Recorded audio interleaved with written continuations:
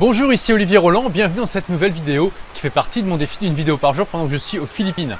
Donc là en fait il pleut, il y a carrément un typhon qui est sur Bohol en ce moment. Bon alors je vous rassure, hein, c'est un petit typhon, il n'y a pas de quoi s'inquiéter. Bon, il y a juste quelques ferries qui ont été annulés et le temps un petit peu pourri, mais sinon tout va bien. Et donc ce que je voulais partager avec vous aujourd'hui, c'est tout simplement la suite en fait de la vidéo d'hier sur la diète médiatique. D'ailleurs j'ai vu qu'il y a pas mal d'entre vous qui ont commenté en disant que ils pratiquaient la diète médiatique depuis pas mal de temps et que finalement ça allait très bien. Donc j'espère que ça va encourager ceux qui hésitent à tester. Hein. Je vous l'ai dit, encore une semaine à tester la diète médiatique, ça suffit déjà à se rendre compte de est-ce qu'on peut le faire ou pas.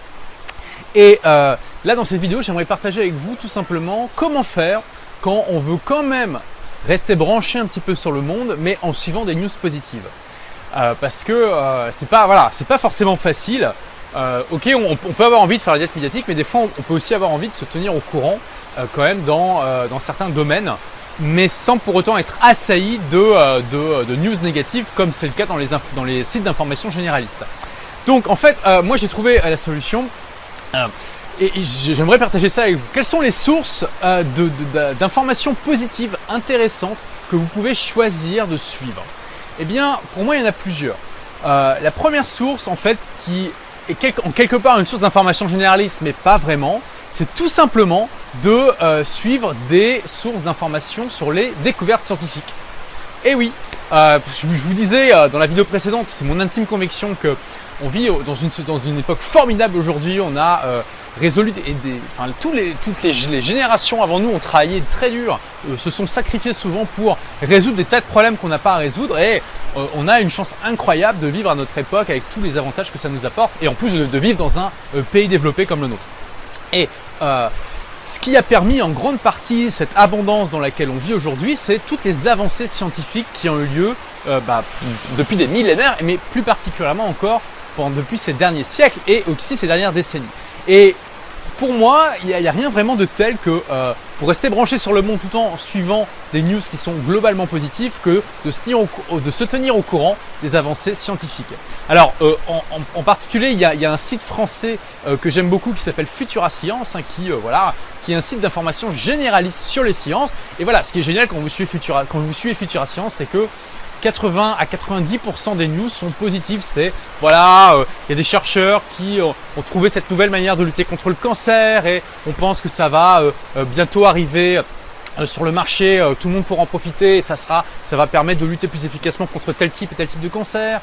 Il y a un nouveau type de panneau solaire qui a été développé avec un meilleur rendement, donc on espère que ça va pouvoir être utilisé à terme pour faire des centrales solaires. Ça peut être il y a une nouvelle pompe qui a été inventée à eau pour filtrer l'eau en fait, qui va permettre à tous les Africains, enfin en tout cas c'est le projet aux Africains de pouvoir boire de l'eau potable plus facilement, etc.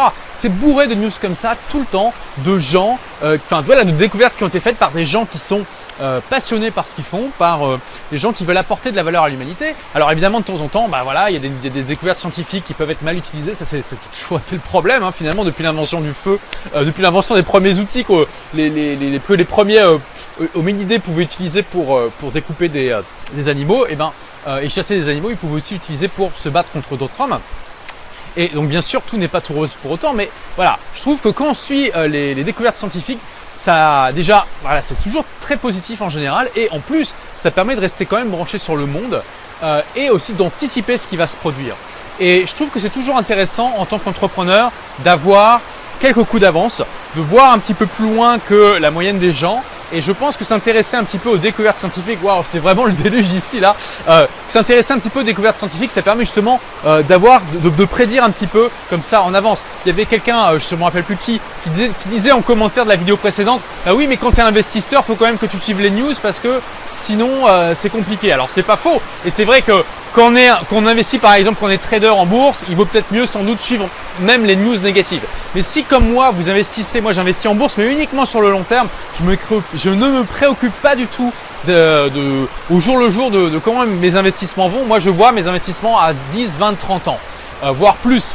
Et donc pour moi en fait suivre les news scientifiques, ça me suffit finalement à choisir mes investissements, dans quelle société j'investis pour le long terme en fait. Et c'est aussi une manière en tant qu'investisseur de rester branché sans pour autant se faire polluer par les nouvelles négatives. Donc voilà la première chose. Alors il y a un autre site que j'aime beaucoup qui est en anglais, qui est le site de Ray Kurzweil, hein, qui est un futuriste, un inventeur célèbre aux États-Unis. Il a notamment été un des premiers inventeurs des synthétiseurs. Il a inventé le premier système de reconnaissance vocale. C'est lui qui a permis aux aveugles d'avoir des appareils qui lisent pour eux, c'est-à-dire qu'ils scannent du texte et il y a un logiciel qui va lire le texte pour eux. Voilà, donc c'est quelqu'un de très connu, un inventeur vraiment crédible. Et il a un site comme ça qui s'appelle Kurzweil AI. Je vous ai mis aussi le lien juste en dessous, qui donne des tas. Alors là, c'est encore plus génial que Futura Science. Il donne vous êtes branché avec ça sur vraiment le top de l'innovation scientifique dans plein de domaines et c'est vraiment extraordinaire. Donc voilà une manière. Ensuite, une deuxième manière de se tenir au courant finalement sans pour autant être... alors je vais me reculer un peu parce que là je me fais complètement arroser le dos. Ok, donc une autre manière de se tenir au courant, c'est de lire des blogs finalement. Alors, pas des blogs d'actualité, mais alors c'est pas vraiment se tenir au courant. Mais on va dire c'est choisir de manière sélective l'information qu'on va mettre dans notre cerveau. Hein, je vous disais la fois dernière, c'est comme de choisir de manière sélective la nourriture qu'on va manger. On sait qu'il y a des nourritures qui sont plus ou moins saines pour nous et c'est exactement pareil pour l'information.